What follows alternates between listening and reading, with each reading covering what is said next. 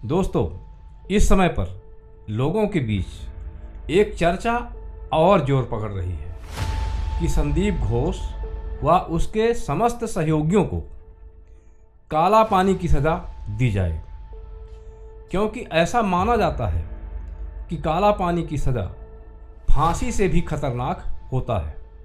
कहा जाता है कि जिसे काला पानी की सज़ा दे दी जाती है वह कैदी जीना चाहे तो जी नहीं पाता और मरना चाहे तो मर नहीं पाता, बस जीवन भर तड़पता रहता है, तिल तिल कर मरता जीता रहता है। फांसी में तो बस 2 मिनट में मुक्ति मिल जाती है, परंतु काले पानी की सज़ा में एक लंबे समय तक मुक्ति नहीं मिल पाती है। यदि कैदी किसी तरह से 40 साल तक जीवित रहता है तो मानो उसे 40 सालों तक रोज फांसी की सज़ा से भी बदतर सज़ा दी जाती है। और इसीलिए बहुत से लोगों की चाहत बन रही है कि संदीप घोष व उसके सहयोगियों को काले पानी की सज़ा दी जाए। स्वागत है उन लोगों का जो डॉक्टर बिटिया के साथ हुए नृशंस अत्याचारों का परिणाम काला पानी भेजकर दिए जाने की कामना कर रहे हैं। हम इस विषय पर आगे विधिवत रूप से चर्चा करेंगे, बस वीडियो को अंत तक जरूर देखते रहिएगा ताकि समस्त जानकारी आपको मिल सके। दोस्तों, हर देश में कोई न कोई सरकार या शासक जरूर होता है और कहा जाता है कि सरकार जनता की भलाई के लिए बनाई जाती है, परंतु क्या आप यह भी जानना चाहते हैं कि सरकार भी सुनियोजित योजना के तहत कार्य करके लोगों की हत्या व दमन जैसे कार्य भी किया करती है। आप लोगों में से बहुत से लोग ऐसे होंगे जो सरकार की इस पहलू के विषय में भी जानते होंगे। आज हम आपको एक ऐसी क्राइम की कहानी सुनाने जा रहे हैं जो सरकार द्वारा सुनियोजित हत्या की योजना होती है और जिसका नाम है काला पानी। काला पानी सरकार द्वारा सुनियोजित किए गए एक हत्या व दमन चक्र जैसी योजना का नाम है। आप में से शायद बहुतों ने काला पानी का नाम जरूर सुना होगा। हो सकता है कि आप लोगों ने इसके विषय में कुछ न कुछ सुन रखा हो कि काला पानी होता क्या है। दोस्तों, काला पानी उस बला का नाम है जिसका नाम सुनते ही लोगों की रूह कांप उठती है। कुछ लोगों के मन में काला पानी को लेकर कुछ सवाल भी उठते हैं, जैसे काला पानी क्या है, यह कहाँ है, इसमें होता क्या है, काला पानी में किस प्रकार की सजा दी जाती है, काला पानी को क्यों फांसी से भी खतरनाक माना गया है, काला पानी से कोई लौट कर क्यों नहीं आता। इस तरह से अनेक प्रकार के प्रश्न काला पानी नामक शब्द को सुनकर आपके मन में उठ सकते हैं। कुछ लोग भले ही काला पानी के रहस्यों के विषय में काफ़ी जानकारी रखते हों, परंतु अधिकांश लोग सिर्फ काला पानी का नाम जानते हैं। तो दोस्तों, इस वीडियो के माध्यम से हम काला पानी को लेकर आपकी इन सारी उत्कंठाओं का उत्तर देने का, हल करने का प्रयास करेंगे। इस क्राइम केस पर आगे बढ़ूं इससे पहले आप सभी से एक छोटी सी गुजारिश है। आप चैनल को भले ही सब्सक्राइब ना कीजिए, लेकिन अगर आप सही में सच का साथ देना चाहते हैं तो यहाँ पर एकता दिखाने के लिए एक लाइक जरूर कीजिएगा। तो चलिए कथा को, कहानी को आगे बढ़ाते हैं। दोस्तों, काला पानी एक ऐसा शब्द है जिसके तहत कैदियों को सजा दी जाती है। अक्सर लोगों के द्वारा कहते हुए सुना जाता है कि अमुक व्यक्ति को काला पानी की सजा हो गई है या काला पानी की सजा हुई थी, और इसके विषय में कई मिथक व सोच भी प्रचलित थे या हैं कि काला पानी एक समुद्री द्वीप है जहां कैदी को हवाई जहाज या जल जहाज के द्वारा ले जाकर उस द्वीप में छोड़ दिया जाता है। वह द्वीप बेहद खतरनाक है। वहां बहुत ही घनघोर जंगल, पहाड़ें, दर्रे व बड़े बड़े बिल हैं। यह द्वीप कीचड़ से भरे हुए हैं। यहाँ मच्छर, खतरनाक प्रकार के विषैले सांप बिच्छुओं, जोकों और अगणित प्रकार के जहरीले कीड़ों की भरमार पाई जाती है। वहां पर अनेक प्रकार के खतरनाक प्रकार के हिंसक जीव जंतु रहते हैं। यह कैदी को देखते ही उस पर हमला कर देते हैं और उसे मार डालते हैं या खा जाते हैं। यदि कैदी भागना भी चाहे तो वह भाग नहीं सकता, क्योंकि द्वीप के चारों ओर सैकड़ों हजारों किलोमीटर तक फैला हुआ विराट सागर हिलोरें मार रहा होता है। बहुत से कैदी उन काल रूपी जानवरों व विषैले जीव जंतुओं से अपनी जान बचाकर विराट सागर में छलांग लगा देते हैं। वे वहां से भाग जाने का दुस्साहस भी कर डालते हैं, परंतु या तो उन्हें पानी में रहने वाले मगरमच्छों, शार्कों व अजगरों, एनाकोंडाओं ने अपना निवाला बना लिया, या वे सागर के पानी में डूब मरे, लेकिन वे भागकर वापस नहीं आ सके। यानी वहां जाने के बाद कैदी लौट तो सकता है ही नहीं और उसे मरना ही पड़ता है, चाहे वह काला पानी में रहकर मरे या वह सागर में कूदकर मरे। जलवायु की दृष्टि से यह भूमध्य रेखीय जलवायु प्रदेश के अंतर्गत आता है काला पानी, जहां साल भर घनघोर प्रकार की वर्षा होती है। और यही घनघोर वर्षा इस द्वीप के इतने भयंकर होने का कारण है। भूमध्य रेखीय जलवायु को अंग्रेजों का कब्र कहा जाता है और कहा जाता था प्राचीन काल में भी, क्योंकि यहाँ की विषमताओं के कारण अंग्रेजों की यहाँ रहने पर मौत हो जाया करती थी। और शायद इसकी विकरालता की भावना से प्रेरित होकर ही अंग्रेजों ने काला पानी को भारतीय स्वतंत्रता सेनानियों व कैदियों के लिए चुना था, उनके दमन के लिए चुना था। परंतु इसकी विकरालता जो है यह एक आम धारणा का विषय है। सच्चाई इससे कुछ अलग है, या यूं कहिए कि इससे भी और कई गुना बढ़कर है।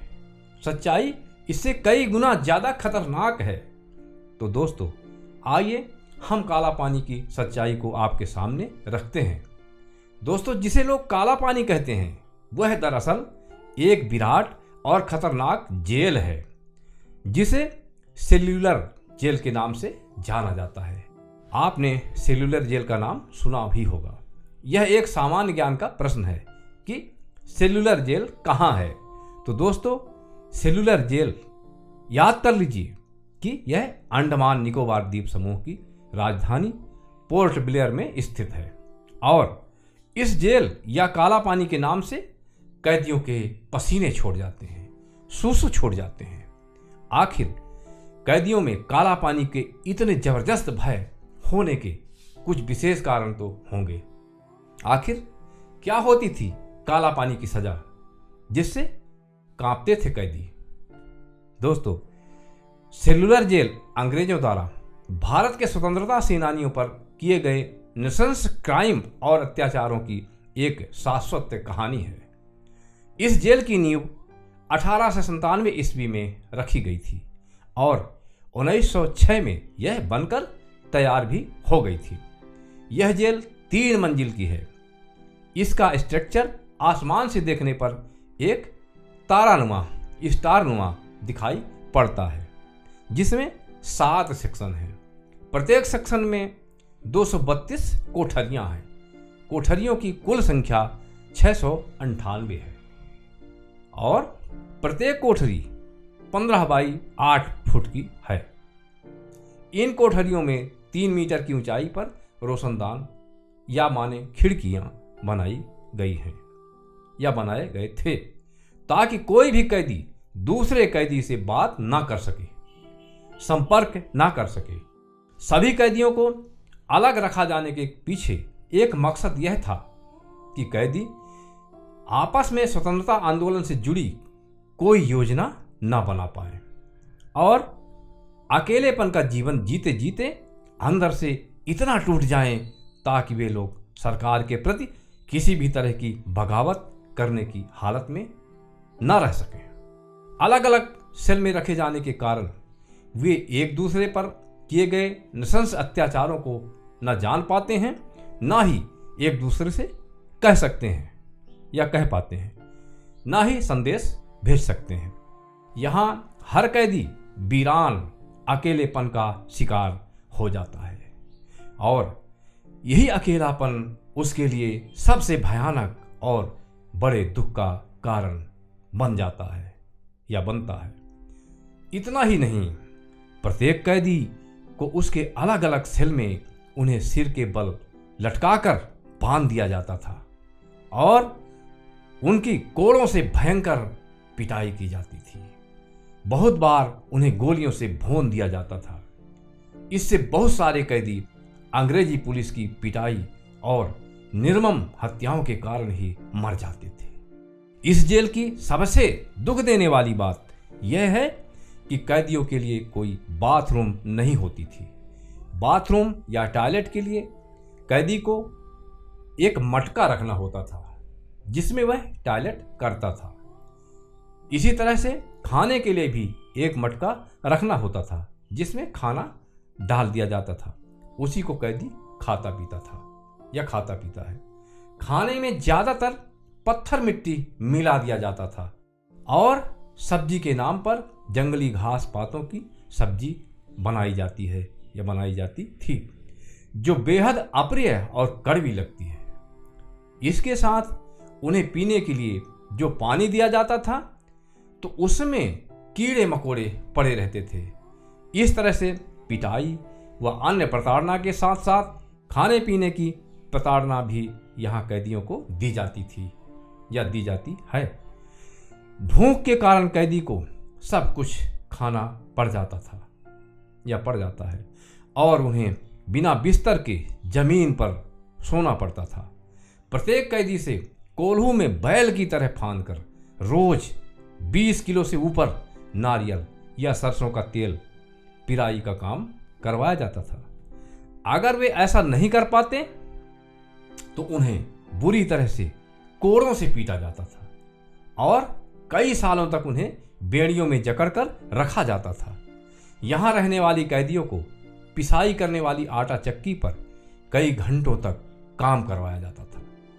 एकांत काल कोठरी में कैद करके उन्हें हफ्तों तक भूखा रखा जाता था और इसी स्थिति में सलाखों के पीछे कैद करके कैदी को भयानक रूप से शारीरिक व मानसिक रूप से अपंग बना दिया जाता था।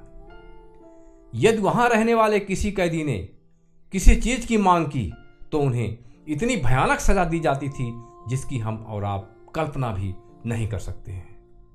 एक जानकारी के अनुसार काला पानी की जेल का प्रयोग अंग्रेजों के द्वारा सिर्फ भारतीय स्वतंत्रता सेनानियों व कैदियों को प्रताड़ना देने के लिए ही किया जाता था या इसके लिए ही उसे बनवाया गया था। काला पानी जेल को अंग्रेजों द्वारा भारतीय स्वतंत्रता संग्राम के सेनानियों को कैद रखने के लिए और उन पर दमन चक्र चलाने के लिए ही बनाया गया था। इस जेल में न जाने कितने कैदियों को फांसी दी गई, कितने कैदी सरकारी प्रताड़ना से मारे गए, इसका कोई पुख्ता रिकॉर्ड नहीं है। यह संख्या कई लाखों में संभावित है। इसीलिए इस जेल को काला पानी के नाम से जाना जाता है। इस तरह से यह काला पानी का जेल फांसी की सजा से भी बदतर माना जाता है और शायद इसीलिए जन समुदाय का एक बहुत बड़ा वर्ग कह रहा है कि संदीप घोष व उसके सहयोगियों को काला पानी की सजा दिया जाना चाहिए। इस जेल की एक आश्चर्यजनक बात यह थी कि इसकी चार दीवारी भारत के अन्य जेलों की तरह से बहुत ऊंची नहीं है, बल्कि इतनी नीची है कि कोई भी कैदी इसे आराम से पार कर सकता है। परंतु इसके पीछे बात यह थी कि कोई भी कैदी इस चार दीवारी को पार करना ही नहीं चाहता था, क्योंकि चार दीवारी के उस पार तो शाश्वत मृत्यु का ही तांडव बिखरा पड़ा होता है, जिसके विषय में हम पूर्व में ही चर्चा कर चुके हैं, जो कि भारत की भूमि से हजारों किलोमीटर दूर स्थित है। इसमें अंग्रेज अधिकारियों के लिए आवास, कमिश्नर ऑफिस, कॉन्फ्रेंस हॉल आदि का भी निर्माण कराया गया था। उसके बाद पूरे जेल व कैदियों पर निगरानी के लिए जेल के बीचों बीच में एक टावर बनाया गया था। इतनी ऊंचाई से सभी सेलों के सहित सभी कैदियों पर नजर रखी जाती थी और साथ ही इस टावर के ऊपर एक बहुत बड़ा घंटा लगा था जो किसी भी तरह का संभावित खतरा होने पर बजाया जाता था, यानी एक तरह का सायरन, खतरे का सायरन। कहा जाता है कि यहाँ एक बार 200 से ज्यादा कैदियों ने भागने की कोशिश की थी, लेकिन उन्हें कामयाबी नहीं मिल पाई थी। कुछ ने वहां की घोर प्रताड़ना नहीं झेल पाने के कारण आत्महत्या कर ली थी। तो वहीं जेल अधीक्षक जॉन वॉकर ने जेल से भागने वालों के लिए जेल से भागने के जुर्म में इन लोगों को फांसी पर लटकाने का आदेश दिया था। क्रांतिकारी हों या अन्य कैदी हों, सभी पर बेहद जुल्म ढाया जाता था। एक बात और कि जिस कैदी को काले पानी की सजा हो जाती थी, उसे चूंकि समुद्र पार करके काला पानी जेल में जाना पड़ता था, अतः समुद्र पार करना पाप माना जाता था। लोग समुद्र पार करने को पाप मानते थे और ऐसे कैदी को घर के लोग वापस स्वीकार नहीं करते थे, यानी उसे अपने घर में नहीं आने दिया जाता था। यह भी काले पानी प्राप्त कैदियों के लिए एक अभिशाप जैसा था। काला पानी की सजा काटने वाले हमारे वीर स्वतंत्रता सेनानियों में बटुकेश्वर दत्त, विनायक दामोदर सावरकर, बाबूराव सावरकर, सोहन सिंह, मौलाना रहमतुल्लाह, मौलवी अब्दुल रहीम, मौलाना फजले हक खैराबादी, जगदीश चंद्र चटर्जी, डॉक्टर योगेंद्र शुक्ला, पवन राव जोशी और गोपाल भाई परमानंद जैसे कई नाम शामिल थे। भारत को आज़ादी मिलने के बाद सरकार की बागडोर देशवासियों के हाथ में आ गई और तब से इस काला पानी की सजा को समाप्त कर दिया गया है। अब जो भी सजा दी जाती है वह देश के अंदर ही दी जाती है, भले ही फांसी की सजा क्यों न हो, वह भी देश के जेलों में स्थित फांसी घरों में ही फांसी दी जाती है। यद्यपि अंडमान निकोबार द्वीप समूह भारतीय भूभाग ही है, परंतु सेलुलर जेल को अब बंद कर दिया गया है। इसकी दूरवर्ती शाखाओं को ध्वस्त कर दिया गया है। बाकी बची 3 शाखाओं और मुख्य टावर को 1969 में राष्ट्रीय स्मारक घोषित कर दिया गया है। 1965 में यहाँ एक गोविंद बल्लभ पंत नामक अस्पताल खोला गया है और अब यहाँ सेलुलर जेल की बिल्डिंग में 500 बिस्तरों वाला अस्पताल है और 40 डॉक्टर यहाँ के लोगों की सेवा कर रहे हैं। तो आपने काला पानी की सच्चाई जानी और हमारे जो भाई बहन यह चाहत रखने लगे हैं कि संदीप घोष व उसके सहयोगियों को फांसी की जगह काला पानी की सजा दी जाए, यह उनकी अंतरात्मा के अंदर से उठने वाला रोष व क्रोध का परिचायक है और यह जायज ही है। उन्होंने डॉक्टर बिटिया के साथ जिस तरह से नृशंस गुनाह को अंजाम दिया है, उसकी सजा तो सचमुच में काला पानी ही होनी चाहिए था और शायद होती भी यदि काला पानी जेल का अस्तित्व आज भी बना हुआ होता या आज भी रहता। परंतु दोस्तों, जैसा कि हम पूर्व में आपको बता चुके हैं कि अब काला पानी नामक जेल का अस्तित्व समाप्त हो गया है। भले ही उसकी बिल्डिंग अभी भी खड़ी हुई है और अब किसी को काला पानी की सजा नहीं दी जा सकती है। अतः अब तो दोष सिद्ध होने पर संदीप घोष व उसके कैदियों को तिहाड़ जेल में या अन्य किसी जेल में फांसी की सजा ही दी जाएगी। काला पानी की सजा उसे नहीं दी जा सकती। तो दोस्तों, इस वीडियो में आज इतना ही। फिर मिलेंगे किसी अगले ऐसे ही क्राइम कहानी का वीडियो लेकर। तब तक के लिए जय हिंद, वंदे मातरम।